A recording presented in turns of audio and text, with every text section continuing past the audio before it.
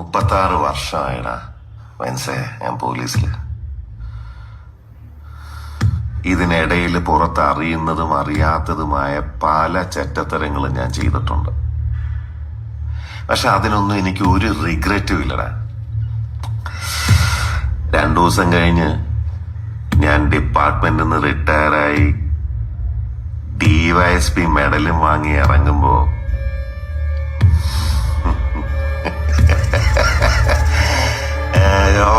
പഴയ George sir തന്നെയാണ്. നീ ആരെയാണ് ഈ പേടിപ്പിക്കുന്നേ എന്നെ?